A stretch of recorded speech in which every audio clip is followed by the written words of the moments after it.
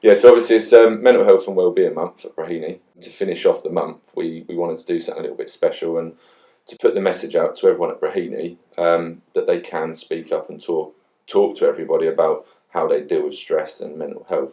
Obviously, we know that you've had to deal with a few things at Breheny in the past, and you've kindly agreed to talk to us about it. So, if you want to just introduce yourself for those that are going to watch this that don't know who you are, Yeah, no problem. and then I'll introduce myself and we'll get on and talk about no worries. Talk about the incident. So.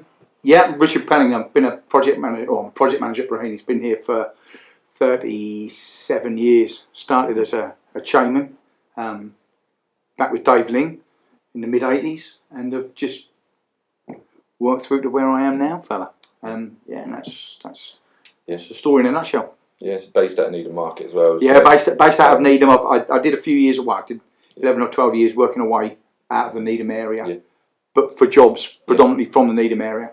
Yeah. And we had one down in Kent, about 3 or 4 years working in Sussex out of the Allington office, but predominantly out of Needham. Yeah, cool. Well, just for anyone that doesn't know, I'm Gary Fowler, the contracts director for Breheny, so cover all the regions across Breheny.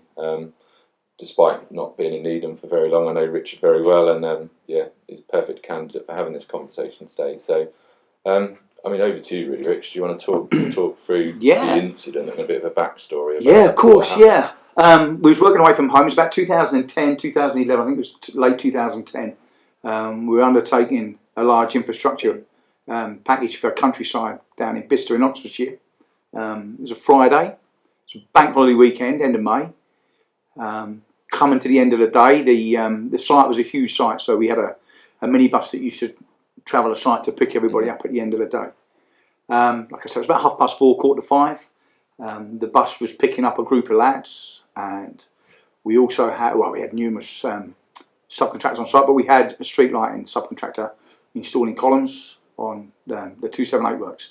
End of the day, everyone was in a bit of a rush to get away because, like I say, it was nearing the end of the day. One of the lads that was being picked up had he climbed out of his PPE, changed into his civvies, and he stepped out from behind the back of the transit on his mobile phone, just as the lorry that the street lighting guys were using came past. And as he stepped out, the wing mirror of the lorry struck him, spun him round, and put him under the back wheels of the lorry. The lorry ran over his abdomen, and had his guts pretty much laying. It pretty much spilt out onto the road. He weren't in a good way at all. General foreman at the time. We had 2 general foremen on site. One was passing, saw the incident, immediately phoned 999. And within maybe 20-25 minutes, the air ambulance had arrived because obviously he was in no fit state to be picked up off the ground. Taken to hospital in Oxford, or was it Reading? One of the two. It doesn't really matter. And then it all begins. But first of all, with yourself, because obviously something's gone wrong. You know something's gone wrong, and the first thought is, apart from the guy that's been hurt, and you know that he's in a bad way. So you know something's gone wrong, but it's how bad is it gone wrong? And the first emotion, if you want to call it that I had was fear, because it's fear of the unknown. Yeah. We're in a very health and safety led culture, and the parameters in which we work with regards to health and safety don't prepare you for this scenario in any way, shape or form. Was that the first time in your working career that you dealt with something as serious? I'd been on a site 2 years previous in Whitney for Simon's Construction, where a guy had been killed in a cherry picker. Wasn't one of our guys. He was working for the netting company for Simon's as one of Simon's subcontractors. But our guys had been no more than 10, 15 yards away from when it had happened. And so no, it's not the first. It's the first. That's the only time I've experienced a death on site. But an incident of that kind, it wasn't the first time. Mm-hmm. The first time, obviously, at Whitney, apart from me being requested to be present with the guys when they were interviewed in the police station because the guy died, so it's a crime scene. That was that was slightly different because obviously it wasn't one of our employees, and it was somebody who I didn't know or we didn't know. But it was just, you know, it was a death nonetheless. So with regards to this, with regards to a major incident on a Breheny site involving an employee of Breheny or somebody employed, then that was. So like I said, so the first emotion, I say, for want of a better word, was fear, because you don't know what's coming. It ranges from the concern initially over the guy that's been injured. It's then his family.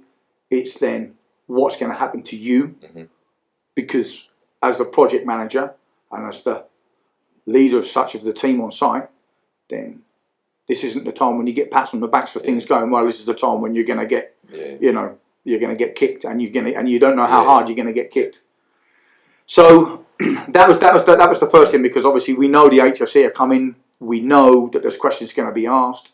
You're racking your brains almost immediately as to whether or not you think you've ticked every box. Now we know that every box can never be ticked, but it's how many you've managed. It's how much you've managed to get right.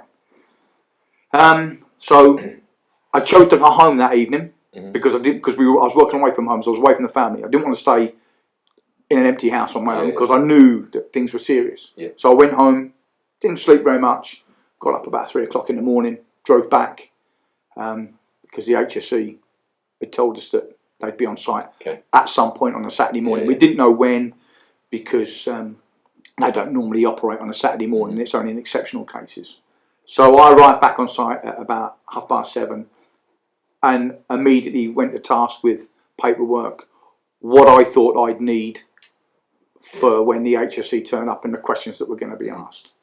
I'd made phone calls to various individuals at the time, senior management individuals, to tell them. Obviously, we'd explained. I'd left a message on the director of the health and safety at the time. I'd left a message on his phone to tell him what had happened and that we needed to report it to the HSE straight away. So I left messages with 3 various senior managers. Didn't hear back from any of them.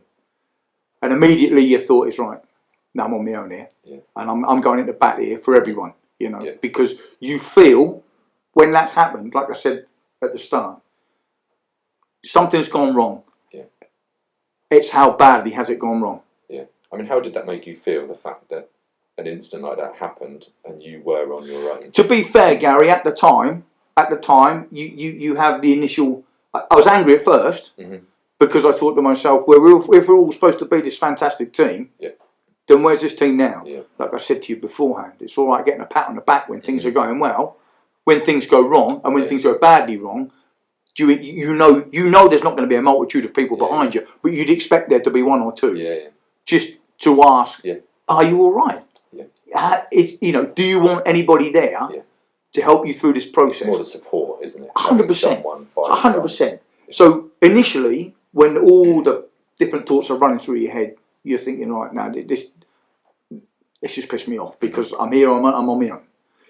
Once you realise that you're probably going to have to do this on your own initially, then it then fades away, that initial resentment, because you've now got to concentrate on what you think you've got to, you've got to present to these people to make sure that you're going to come out looking as well as it can look, sort of thing.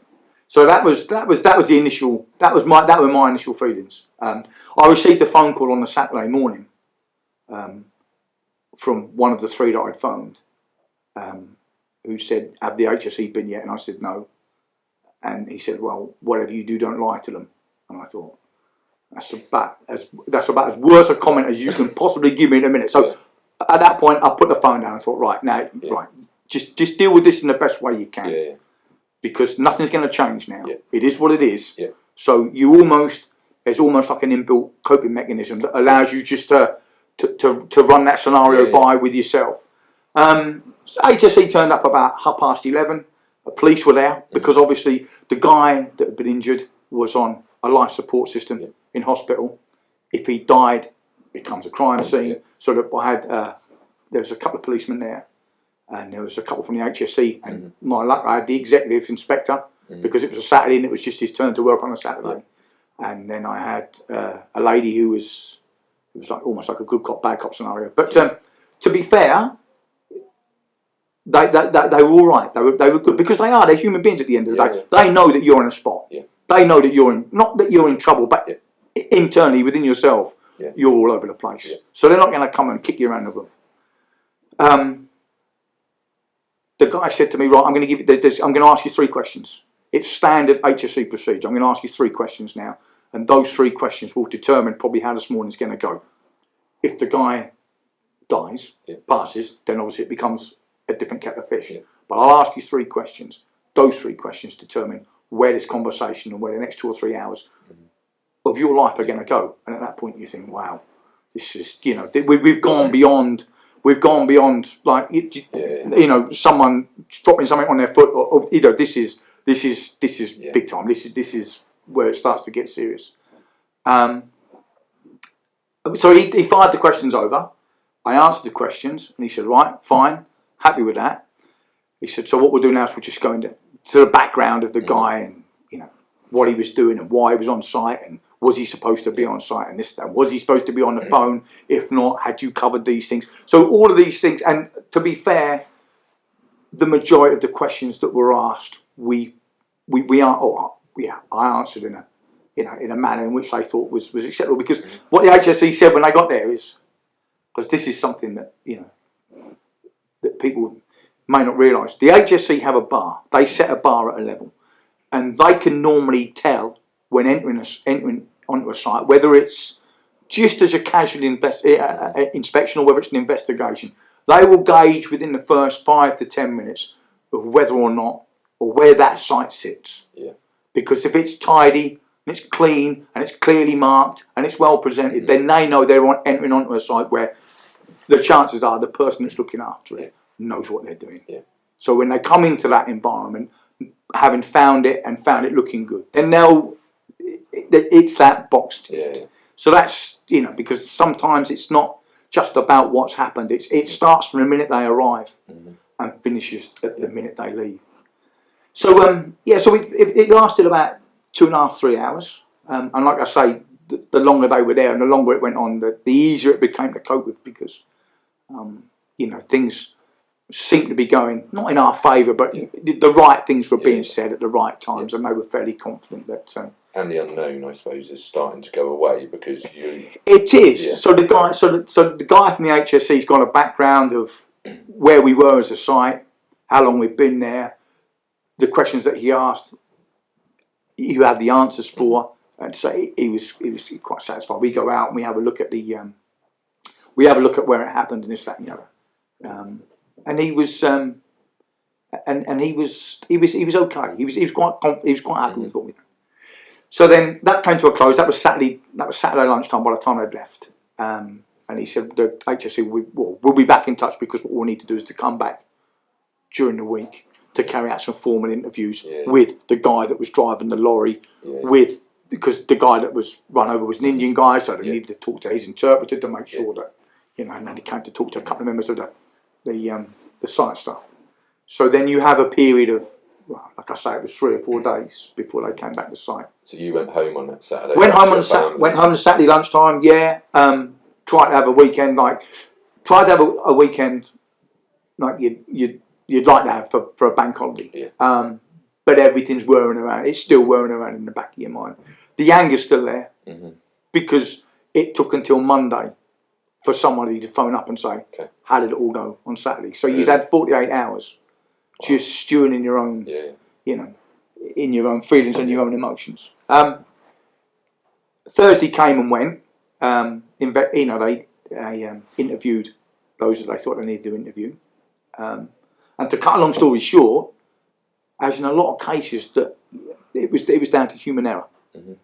The conclusion was that the accident was down to human error, and that us as a company, us as a site team, or me as an individual, whichever way you want to play it, were found to be, I know not guilty sounds a little bit, but we were okay. But what it did do, the whole episode, was that what it gave to, or what it gave to me was that it's not just about everything you do. I always feel like health and safety it's like the sword of Damocles. It's hanging over you because it can go wrong at any time.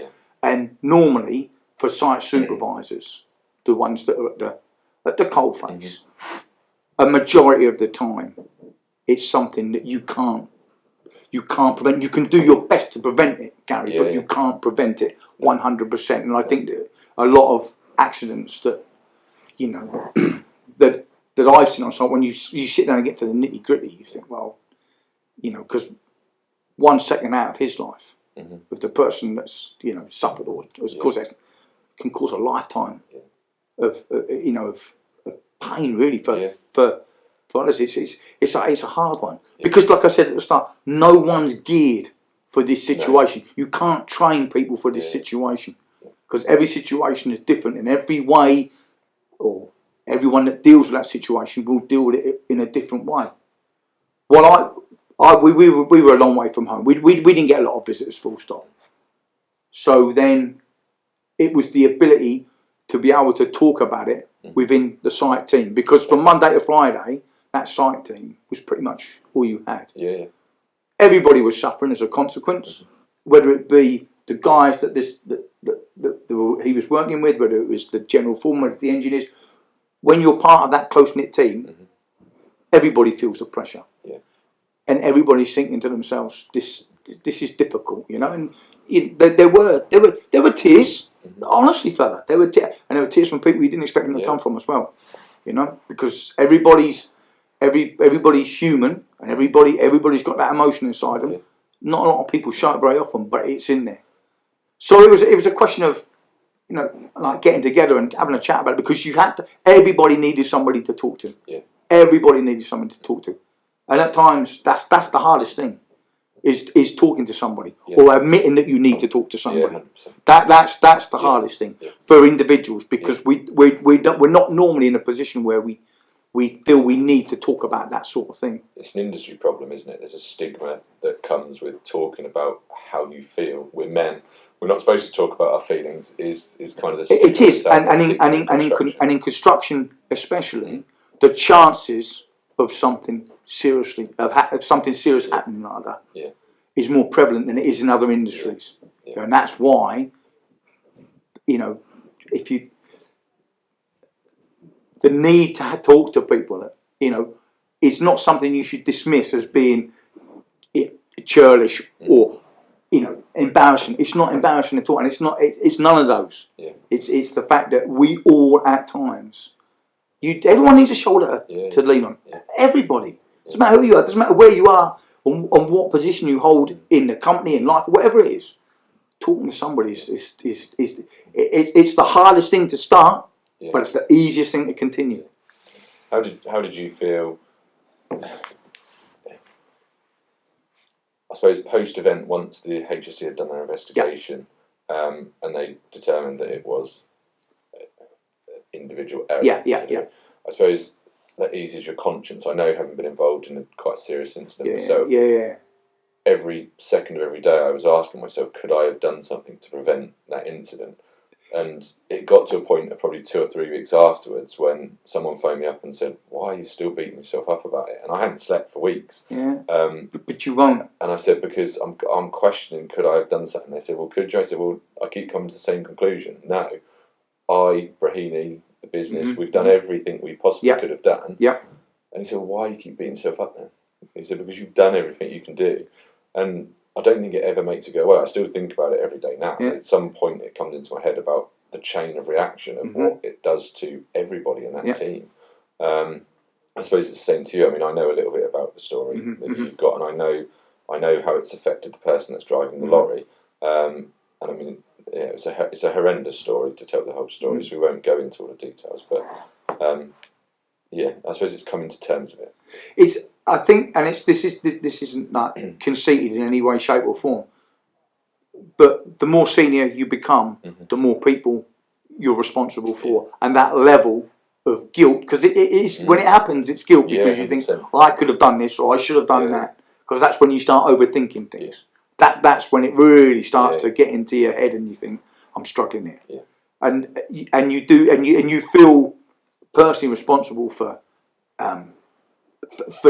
for the victim, for his family. You feel responsible for the site staff because you know you've got to go. You know that you've got to go into a series of conversations now, whether it's with your client, whether it's with an investigating authority like the HSE, whether you've got to sit your site team down, you know, whether or not you've got to, the police are getting involved. It's a range of conversations that you as that manager have got to have.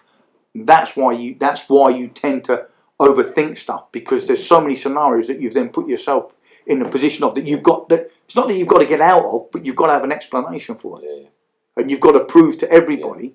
And it's a completely different kettle of fish trying to prove to the HSE that you've done the right things than it is to somebody's family for a guy that's been lying in hospital for 3 months. That's a different conversation you've got to have. I think you've got to just, particularly as site managers, haven't been there before. I think you've got to make sure you've done everything you can do, because I'm not sure quite how you would feel and go through the rest of your life if there was something that you should have done that you hadn't done. I mean, very fortunate in your incident that there's nothing more you could have done. I hate to think how you, me, the rest of your team down there might have felt had there been something major. That, how do you forgive yourself for something like that? Well, you wouldn't. No, you wouldn't. If you know that you hadn't done not everything that's expected, but everything you could physically do. Yeah. Because everybody will miss something out. Yeah. Everybody will miss something out from the checklist, and that's why it's, you know, all site managers don't see things differently, but they all have a different. So if you can convince yourself that you've done everything that's necessary. I mean, how much detail did the HSE and that go into in terms of your paperwork? Incredible. Yeah. It was because obviously if the guy had died, well, the fact that he was on a life support system says enough in itself. But pretty much everything that is, for instance, the first 3 questions that the HSE asked me were, the guy that was hit, should he have been on site?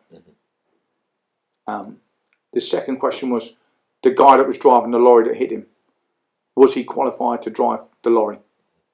And the third question was the lorry roadworthy? Now, the first question was covered, whether it be inductions, whether it be toolbox, whether it be what it was. The fact he was using a mobile phone, we covered that in the site induction. But the other 2 questions were then, well, I haven't looked at that. I'm assuming that this guy's turned up on site driving a lorry and he's driven it from wherever he's driven it, but he's qualified to drive that lorry. Now, it wasn't anything to do with the lifting appliance on the lorry, which you've got a certificate for, but it's whether or not the lorry is roadworthy. Well, again, he's driven that lorry from wherever, so you're assuming that the lorry is roadworthy. I mean, we're going into detail here, but then you think, well, those 2 questions, if these are 2 of the 3 questions that are going to affect the next 2 hours, and I can't answer 2 of them, I'm in a spot of bother here.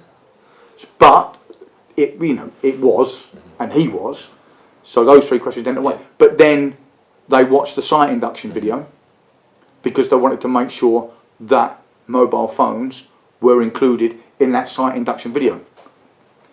The question was asked, why were you allowing people to use the site as pedestrians? Because he's been hit by moving plant, so why are they roaming on site? And we did have a thing on the wall in the office that said this is a non-pedestrian site and you will be picked up, and those sorts of things. Now these are the questions that he's asking, and they're questions that you don't normally ask yourself. But because you've told him, or you've told the man that this is what, and he says, right, well, if that's what you've told me, now prove that you've told him. So the detail that they'll go into, because anything that's relevant to anything that's happened needs to be covered, and if it's not.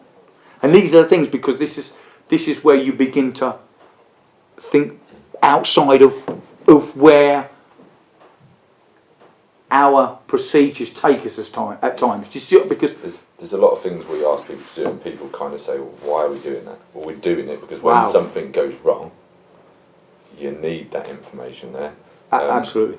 And that's trying to get that message home. We do have to do a lot in this industry because it's an incredibly dangerous industry that we work in. Absolutely. And some of the bits of paper that we do, they're not tick box exercises. They're not not bits of paper. No, they're not. All there for a reason. It's every every site as such is almost bespoke. There's always scenarios that exist on some sites that don't exist on any others, and that's when you need to implement what you think you need to implement because you're doing it for the right reason. Because if there's somebody standing in front of you asking the question and you can't answer it, then that's the point where you think, well, I haven't done everything I could. Because everybody's got a different viewpoint, haven't they? Everyone will ask you. You could have 6 inspectors in that room going, and they'll all ask you a different question. Now you can't compensate for those 6 people asking those questions, but you can have a damn good go at it. So how did it make you feel? I mean, afterwards. I mean, once it was all done and dusted, do you still think about it? Do you? All the time. Even now. All the time now. Yeah. Even now. You can be on a standard site carrying out a bog standard procedure, but you have to. My mind tells me now that you have to think beyond where you normally think, because you have to cover those bases. Yeah. You have to cover those bases. And did it affect you out of work at the time? Like initially, yes. For that period of time between the initial visit on the Saturday and the conclusion that came out of it, when the HSE left on the Thursday, so it would have been almost a week after the incident. They'd intimated that the way it was looking was probably going to be poked towards human error. Okay. And at that point, you then think to yourself, right, okay, so we're not off the hook, but there's a chance we will be. So for the week itself was not, we weren't the cleverest. After that, because when like I said, when you've got that initial or that provisional comment about it being human error, you think, right, okay. So we as a team, me as an individual, whatever, how you want, we've pretty much covered the bases we need to cover. Then it subsides a little bit, then you can begin to get back into a routine. Of course, it wakes everybody up. Of course, it puts everybody on their toes. Was your whole team staying away on that job? So we were. Yeah, there was I think Vista. There was probably 9 or 10 of us that were away together, mostly, if not all, from from the Stowmarket area. Engineers. Did you find all being in one house, and I suppose that week going back to work and then being in the house in the evenings, to be able to all be in it together? That helped more than probably if I'd been at home. Because I struggled with the incident I was involved in, going home and then being at home, and then the wife or the children asking, "How's the man?" Because they understand what's going on, and then it was like, oh God, you're on your own then. But there's not a lot of empathy at home, is there? Because they don't understand the situation that you've just come out of. But being in an environment where you're surrounded by everybody who almost feels that they've been in it together, and yes, you'll have 1 or 2 individuals that will say, well, do you know what? It wasn't actually anything to do with me, but they're still part of the team and they'll still engage. Of course they do. So did you find that the talking about it as a team and talking about it to other people helped deal with the stress 100%. Because I mean, that's an incredibly stressful situation that could be too much for people. I know how I felt. I almost wanted to give up. I almost wanted to say, I can't deal with this. But how did that make you feel like that? Yeah, it's probably when it's. I mean, obviously, if he died, it'd been worse. But for that period when he was on a life support machine, then that's about as bad as it's about as bad as it can get. Because you as an individual, you can't do anything. No. It's almost like, in a way, you almost feel a little bit guilty about it because you've almost, you've absconded yourself of any blame because the HSE has said, right, well, you've actually, answered all the questions. But there's still somebody in hospital. Yeah. There's still somebody who's probably never going to work. And it's still your site. And it's still your responsibility. Yeah. So it doesn't stop. No.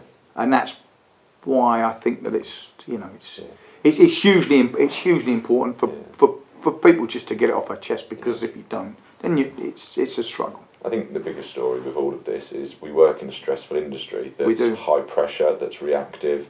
It can be very stressful at times, and things do go wrong at times. I think the important message that I want to come out from our conversation is that we do talk to each other and we do communicate and we do support each other. I mean,